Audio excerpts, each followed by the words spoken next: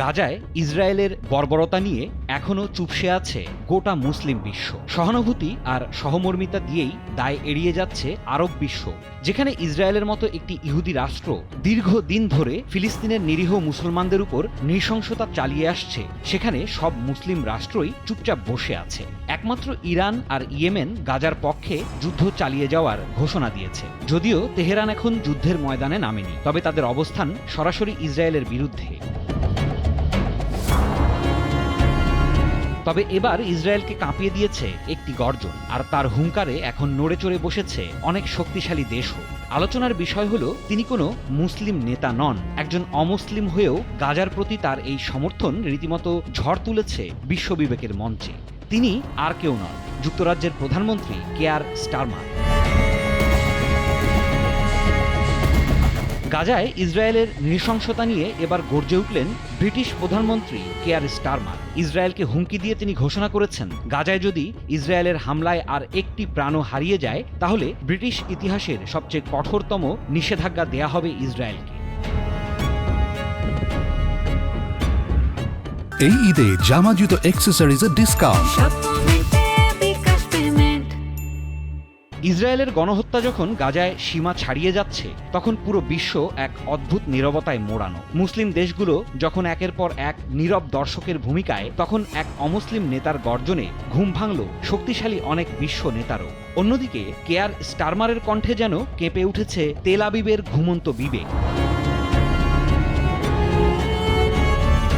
British প্রধানমন্ত্রী সম্প্রতি ঘোষণা করেছেন, আমি এবার প্রকাশ্যে গাজার পক্ষে দাঁড়িয়ে হুঁশিয়ারি দিয়ে ইসরায়েলকে বলছি, এবার থামতে হবে, না হয় ভয়ঙ্কর পরিণতি বরণ করতে হবে।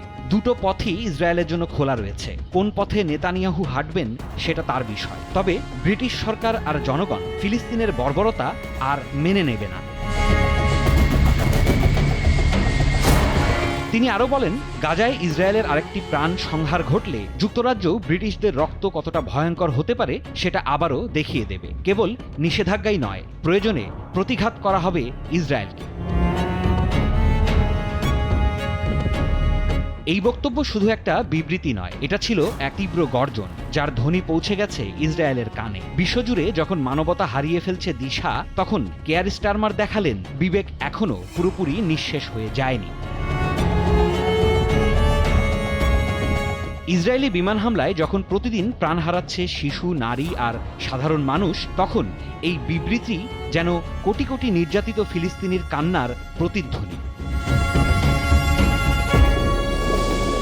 ব্রিটিশরাই তো ইতিহাসে ইসরায়েল তৈরিতে ভূমিকা রেখেছিল, আর আজ সেই ব্রিটিশদের মধ্য থেকেই একজন নেতা ইসরায়েলের আচরণে ক্ষুব্ধ।